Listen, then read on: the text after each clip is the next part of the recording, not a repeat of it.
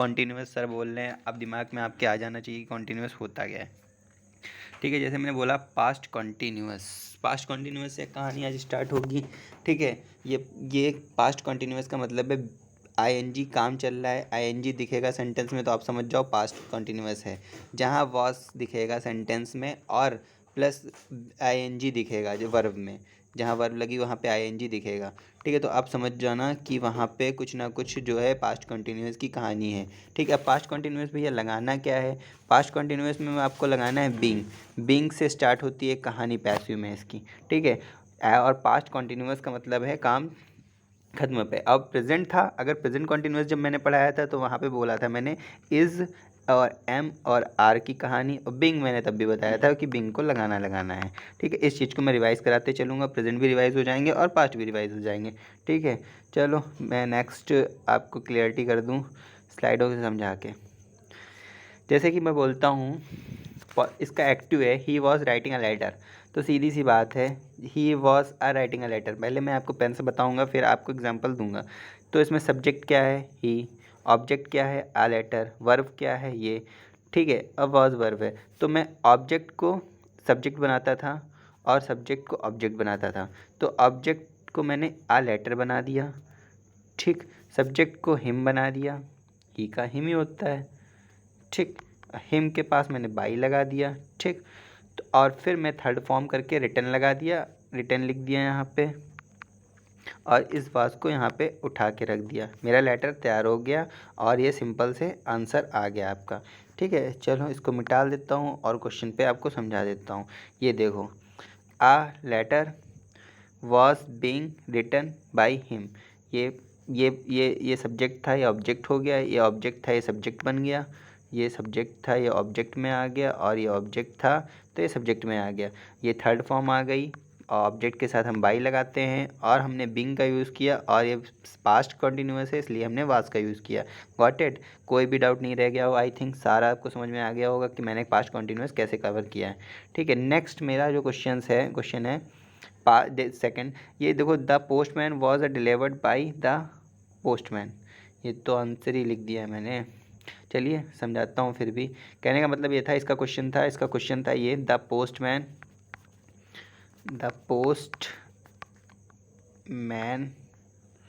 Was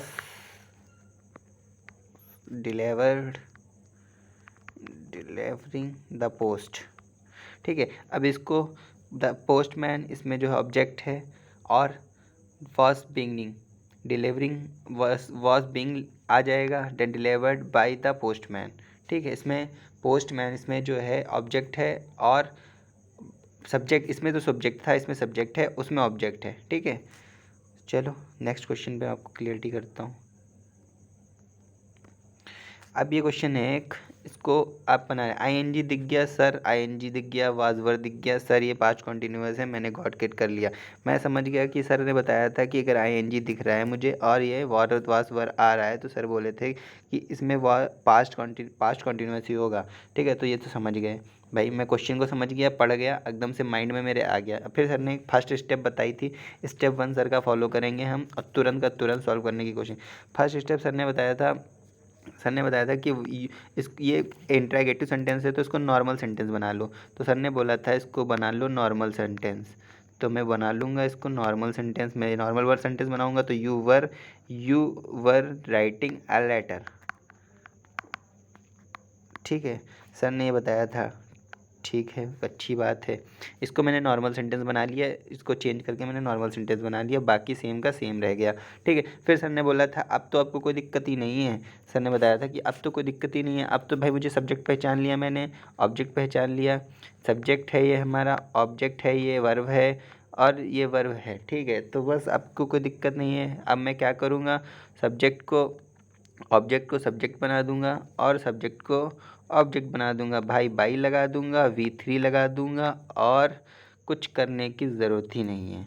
ठीक है, उसी चीज़ पे मैं फॉलो कंटिन्यू करूँगा और इसमें बीन भी लगाएंगे, बीन का भी यूज़ करेंगे। ठीक है, बनाने में जब इसको बनाएंगे तो बीन का भी यूज़ करेंगे, यहाँ पे V3 आएगी जब, वहाँ पे बीन का भी यूज़ करेंगे। ठीक है, अब चलो मैं और दिखाता हूँ इसको सिंपलाइजेशन करके। ये स्लाइड नेक्स्ट स्लाइड पे आ गए। अब ये इसका जो है इन्होंने बताया, जैसे कि मैंने इसको नॉर्मल सेंटेंस बनाया, ये सब्जेक्ट था हमारा, ये ऑब्जेक्ट था, इसको मैंने ऑब्जेक्ट को सब्जेक्ट कर दिया और सब्जेक्ट कर दिया। अब यू था तो ऑब्जेक्ट वर्ड था, मगर अब नया सब्जेक्ट के हिसाब से मैंने वॉस लगाया, फिर बीइंग लगाया और V3 लगाई और सब्जेक्ट को ऑब्जेक्ट बना दिया। यू का यू ही होता है और बाई का बी। तो ठीक है, इस चीज़ को याद रखना। नाइट सेंस पर कोई दिक्कत नहीं है। अब फिर सर ने बोला था कि इसको फिर से इसको हमको बनाना होगा इंट्रागेटिव, तो बस कुछ नहीं करना है, वास और लेटर को इधर उधर कर दो और ये फिर चेंज होके आपका बन गया वो बिल्कुल एकदम पैसिव सेंटेंस एकदम बन गया। जैसे कि ये मैंने बता रखा है, देखिए आ वॉज अ लेटर, इसको मैंने बस इधर से उधर किया और फिर written by being written by you, this is answer. कैसे किया, पहले ऐसे दिया गया था इंट्रोगेटिव में एक्टिव मुझे, इसको मैंने नॉर्मल सेंटेंस बनाया, ठीक है, नॉर्मल सेंटेंस बना के you were writing a letter हो गया, ठीक। फिर उसके बाद मुझे सब पता चल गया ये सब्जेक्ट है, ये ऑब्जेक्ट है, ऑब्जेक्ट को सब्जेक्ट, ऑब्जेक्ट को सब्जेक्ट और सब्जेक्ट को ऑब्जेक्ट, जो नया सब्जेक्ट बनता है उसी हिसाब से हम वाज वर का डिसीजन करते हैं, उसके साथ बीइंग लगेगी और रिटन की थर्ड फॉर्म आएगी एंड बाई के साथ यू लगाते हैं, ऑब्जेक्ट के साथ यू बाई लगता है। 99% क्वेश्चनों में बाई लगता है और कुछ क्वेश्चन ऐसे होते हैं जिसमें विद लगता है। ये मैं अलग जब कभी प्रैक्टिस कराऊंगा उसको कवर कर लूँगा। वैसे 99% पूछे नहीं जाते, 90% इसी टाइप से क्वेश्चन पूछे जाते हैं, ठीक है। चलो नेक्स्ट मैं आपको अलग से क्वेश्चंस को पास्ट परफेक्ट में समझाता हूँ। पास्ट कंटिन्यूअस हो गया, पास्ट परफेक्ट में आ जाइए। पास्ट परफेक्ट में क्या था कि बीन का यूज़ करते थे। मैंने प्रेजेंट पढ़ाया था तब भी बोला था बीन का यूज़ किया जाता है, चाहे वो पास्ट हो चाहे वो, बस क्या था इतना फ़र्क होगा, जब वो प्रेजेंट में आप करोगे तो हैज़ V3 यूज़ होगा और जब आप प्रेजेंट पास्ट में करोगे तो हैड का V3 यूज़ होगा। इस चीज़ को आप गॉट इट कर लो, दिमाग पे घुसा लो एकदम से, ये घुस जाएगा तो सब कुछ हो जाएगा, ठीक है। उसके बाद बीन आ जाता है एक्स्ट्रा शब्द, बाकी कुछ नहीं करना, पास्ट परफेक्ट तैयार। अब ये कैसे हुआ कैसे नहीं हुआ ये मैं समझाता हूँ आपको अच्छी तरीके से।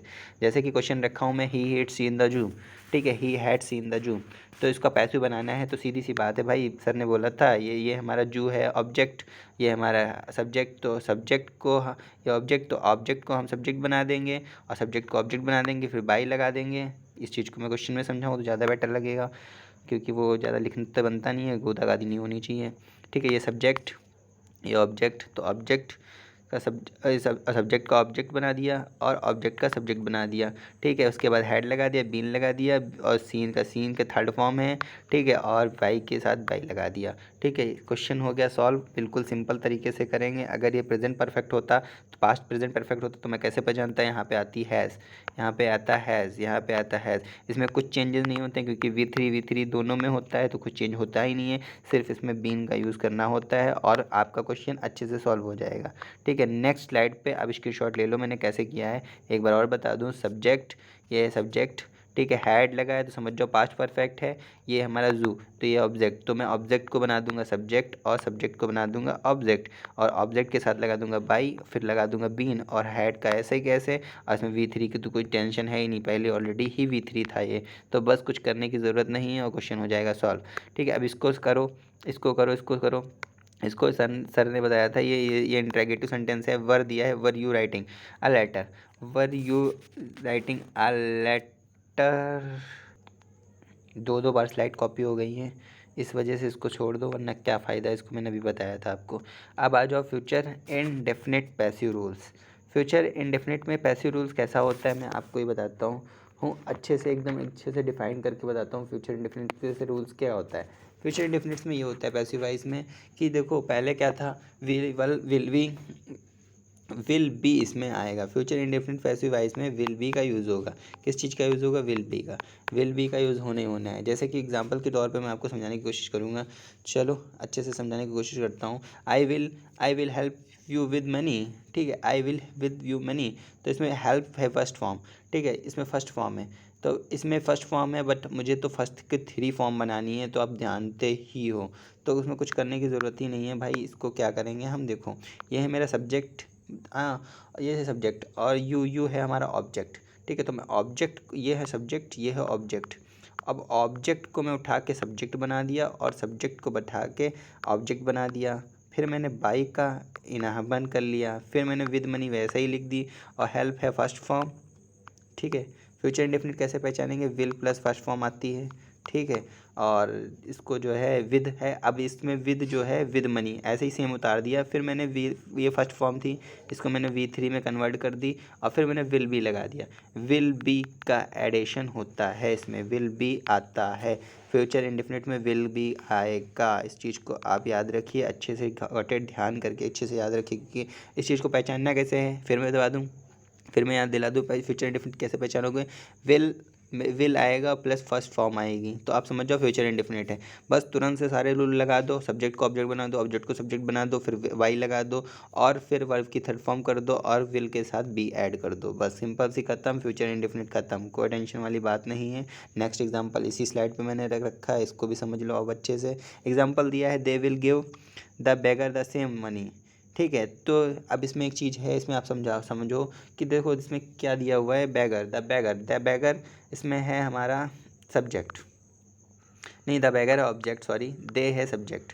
ठीक है, ऑब्जेक्ट एंड द सब्जेक्ट, तो सीधी सी बात है, ऑब्जेक्ट को मैं बना दिया सब्जेक्ट और ये सब्जेक्ट को बना दिया ऑब्जेक्ट, ऑब्जेक्ट के साथ लगा दिया by, the same money is सही, और गिव है फर्स्ट फॉर्म, विल के साथ यहाँ मैंने गिवन लिख दी third form, then will be को ऐड कर दिया। बस ख़त्म कहानी, रूल्स हो गया फिनिट। फिर से मैं समझा दूँ आप कैसे पहचानोगे फ्यूचर इंडेफिनिट। विल होगा, विल में फर्स्ट फॉर्म होगी तो फ्यूचर इंडेफिनिट है सर, बिल्कुल सही, आपने जैसे समझाया मैं वैसे ही करूँगा। फिर फर्स्ट स्टेप लूँगा, सब्जेक्ट को ऑब्जेक्ट बनाऊंगा, ऑब्जेक्ट को सब्जेक्ट बनाऊंगा, सर ठीक है मैं ये भी कर लूँगा। फिर मैं ऑब्जेक्ट के साथ बाई का तो लगाना ही लगाना है, ठीक है ये भी कर लूँगा, 99% के साथ साथ लगता है, सर ने बोला था। फिर मैं क्या करूँगा, नेक्स्ट स्टेप मेरा ये रहेगा, वर्ब की फॉर्म पे ध्यान दूंगा तो मैं थर्ड फॉर्म लगाऊंगा। बाकी टेंस में तो कोई चेंजेस होता ही नहीं है, सर ने बहुत अच्छे से समझाया था, तो उसमें मैं कुछ करने वाला नहीं, छिड़कानी। अब मैं कहता हूँ फिर ये स्लाइड कॉपी हो गई है, 2-3 बार स्लाइडें कॉपी हो गई हैं। अब मैं कहता हूँ ये मेरा इंटेरोगेटिव सेंटेंसेस है, will you attend the meeting, will you attend the meeting. तो सिंपल सी बात है, सर ने बोला था इसको नॉर्मल सेंटेंस बना लो, तो घुमा दो, यू विल कर दो तो नॉर्मल सेंटेंस बन गया। जैसे कि मैंने सर ने बताया था यू विल, यू इसको घुमा दिया गया अगर, तो अभी जैसे मैं बोलता हूँ आई एम यश, ठीक, तो ये तो मुझे पता है। अगर मैं कह दूँ कि आर यू यश, क्या तुम यश हो, अब इसको नॉर्मल सेंटेंस बनाना है तो यू आर यश। सिंपल सी बात समझ रहे हो, वैसे ही कहानी है, बस कुछ करने की ज़रूरत नहीं है इसमें। अब क्या करना है, will you attend the meeting, तो यू विल को चेंज कर दो तो ये नॉर्मल सेंटेंस हो गया। बस इसमें मुझे सब्जेक्ट मिल गया, ठीक है, ऑब्जेक्ट भी मिल गया, सिंपल सी बात है, मुझे सब्जेक्ट मिल गया, वर्ब मिल गई और जो है अटेंड फर्स्ट फॉर्म मिल गई, इसमें मीटिंग मुझे ऑब्जेक्ट मिल गया। तो अब क्या है, अब कुछ करने की इसमें कुछ ज़रूरत है, कुछ करने की ज़रूरत है, कुछ करने की ज़रूरत नहीं है। बस इसको क्या करना है, मुझे ऑब्जेक्ट को सब्जेक्ट बना दिया मैंने, और ये ऑब्जेक्ट को सब्जेक्ट को ऑब्जेक्ट बना दिया, फिर बाई का ऐड कर दिया, V3 फॉर्म आ गई, विल बी ऐड कर दिया और मेरा टेंस यूं ही पैसिव ख़त्म हो गया एकदम 2 मिनट में। 2 सेकंड आपको लगे देख के, 3 सेकंड में आंखों से उड़ा दो इन पैसिव वाइजों को, ठीक है, चाहे इंटेरोगेटिव के हों चाहे कुछ चीज़ के हों। फर्स्ट मगर एक चीज़ और है, इसको चेंज भी करना होता है, फिर विल बी को ऐड करके इधर लाना होता है। जैसे कि मैं यहाँ पे समझा दूँ कि जैसे कि ये सेंटेंस बन गया है तो ये भी नॉर्मल ही है ना, मेरा क्वेश्चन तो एक्टिव तो मेरा जो है इंट्रैगेटिव में था, तो इसको मैं पैसिव बनाने में भी इंट्रैगेटिव करूँगा, इस चीज़ को याद रखना। ये स्लाइड छूट रही थी मुझसे, ध्यान नहीं रहा। Will the meeting will attend by you, ठीक है, इस चीज़ को बस उठा के आपको क्वेश्चन मार्क को पहले करना है, विल को पहले करना है, फिर the meeting be attend by you, ये पैसिव आंसर हो जाएगा हमारा क्वेश्चन का। चलो नेक्स्ट स्लाइड पे नेक्स्ट क्वेश्चन को क्लियरेशन करते हैं। Then future perfect, future perfect में आपको विल हैव बीन V3 ये रूल आता है, 2 मिनट में याद कर लो इसको अच्छे से, क्योंकि इसके बिना आपको बनाने में बहुत प्रॉब्लम होगी। तो इसको जो है मैं आप क्वेश्चंस के बाद से समझाता हूँ फटाफट। He will have written a letter, ठीक है, विल हैव है, आप समझ जाओगे फ्यूचर परफेक्ट है, ठीक है, रिटन थर्ड फॉर्म इसमें होती है, कोई चेंजेस करने की ज़रूरत नहीं है, बस विल हैव बीन, इसमें बस बीन को ऐड करना है परफेक्ट में, इस चीज़ को मैंने पहले भी बताया है और फिर मैं बता रहा हूँ, ठीक है, तो बीन को ऐड करना है। A letter will have been written by me, अब इसमें कुछ करने की ज़रूरत नहीं है, सब्जेक्ट पता था मुझे, ही था, ये ऑब्जेक्ट पता था, ऑब्जेक्ट आ गया सब्जेक्ट में और सब्जेक्ट आ गया ऑब्जेक्ट में, बाई को ऐड किया, V3 बाकी, विल हैव बीन बाकी, राइट आंसर हो गया, कुछ करने की इसमें ज़रूरत नहीं। आइए एक मैंने इंटरगेटिव सेंटेंस लिया है, जरा पर फटाफट इसको 2 मिनट में उड़ा दो। जैसे ये क्वेश्चन पूछ रहा है तो मैं इसको यू विल को चेंज कर लूँगा और उसके बाद मैं इसको नॉर्मल सेंटेंस बना लूँगा। तो ये मैंने नॉर्मल सेंटेंस बना लिया है। अब इसमें कोई परेशानी है नहीं, मुझे नॉर्मल सेंटेंस बन चुका है मेरा ये मेरा नॉर्मल सेंटेंस है। अब इसमें मैं सब्जेक्ट जानता हूँ, ऑब्जेक्ट जानता हूँ, ठीक। तो ऑब्जेक्ट को बना लिया मैंने सब्जेक्ट और सब्जेक्ट को बना लिया मैंने ऑब्जेक्ट। ऑब्जेक्ट के साथ बाई लगा दिया, फिर V3 लगा दी और बीन को ऐड करके विल हैव को खत्म कर दिया, this is question is right. अब मैंने ये नॉर्मल सेंटेंस भी पैसिव का, पैसिव में नॉर्मल सेंटेंस रेडी कर लिया है। पैसिव का मैंने नॉर्मल सेंटेंस रेडी कर लिया है, बट मुझे चाहिए था इंटेरोगेटिव में। तो अब इसमें सिंपल सी बात है, विल को हम फिर आगे कर लेंगे, बाकी सब वैसे वैसा रहेगा। ये मैंने क्वेश्चन में स्लाइडों पे समझा रखा है, ये देखो। तो ये क्वेश्चन रहेगा, will the right the have been found by who, this is passive और ये दिस इज राइट आंसर। इस टाइप से आपको क्वेश्चन करना है। पहले क्या करना है, इंटेरोगेटिव सेंटेंस में इसको नॉर्मल सेंटेंस बनाया मैंने, नॉर्मल सेंटेंस बना लिया। उसके बाद नॉर्मल सेंटेंस बनाने के बाद उसका पैसिव बना लिया, जैसे मैंने सब्जेक्ट टू ऑब्जेक्ट समझा रखा है। फिर उसके बाद मैंने उसको इंटेरोगेटिव कर लिया, this is right and question खत्म। बस कुछ करने की ज़रूरत ही नहीं है। नेक्स्ट स्लाइड पे आता हूँ, चेंज टू रूल। चेंज ये रूल होता है होम और इनटू होम का, ठीक है। अगर हो से क्वेश्चन स्टार्ट होता है तो होम को कैसे स्टार्ट करेंगे, चेंज करेंगे, ये मैं एग्जांपल के तौर पे फटाक से समझाने की कोशिश करता हूँ। Active who stolen the book, मतलब कहने का मतलब वह बुक जो है किसने चुराई थी, थी वॉज। अब इस चीज़ को क्वेश्चन को कंटिन्यू करना है और हिंदी से समझना है आपको कि वह बुक किसने चुराई थी, ठीक है। तो सिंपल सी बात है, हो हिम द एग्जाम्पल। अब कहने का फॉर एग्जाम्पल मैं कहता हूँ पैसिव बनाने में, इसमें क्या होगा, बाई होम। मैंने उसको बोला हुआ है यहाँ पे देखो, हो को into the by whom helping verb use करेंगे। बाई होम लिखेंगे, was the book the stolen, stolen में थर्ड फॉर्म आएगी और यहाँ पे फर्स्ट सेकंड फॉर्म में, ठीक है। इस चीज़ पे आपको गॉट इट करनी है, ठीक है, क्योंकि स्टोलन होती है, ठीक है। तो इस चीज़ पे बात करने, पेना पैसिव थर्ड फॉर्म बनता नहीं है, इस चीज़ में बार बार बता रहा हूँ आपको। क्वेश्चन में टर्मिनेट करने में, आंसर एग्जाम में आसानी होगी कि आप एग्जाम में 2 मिनट में आंसर को टर्मिनेट कर पाएंगे, ठीक है। जैसे एग्जांपल दे दूँ, कुछ टाइप के ऐसे क्वेश्चंस होते हैं, द मिल्क टेस्ट सॉर, तो the milk is sour when it the tested, ठीक है। नेक्स्ट स्लाइड पे बढ़ता हूँ, नेक्स्ट क्वेश्चन की तौर पे, चेंज जो to beginning in the with that है। कब सेंटेंस जो होते हैं इस टाइम टू चेंज, इस टाइम से स्टार्ट होते हैं, तो चेंज द अंडर एज, तो उसको कैसे चेंज करते हैं उसका रूल मैं बताता हूँ आपको। अच्छे से 2 मिनट लगा के इस रूल को याद कर लो, क्योंकि it is time for object to be and V3, इस रूल को याद करो 2 मिनट, क्योंकि इस रूल के बिना कुछ नहीं होना है। इट्स इस टाइम पहले लिखेंगे, फिर फॉर लिखेंगे, फिर ऑब्जेक्ट लिखेंगे, फिर टू बी लिखेंगे, फिर V3।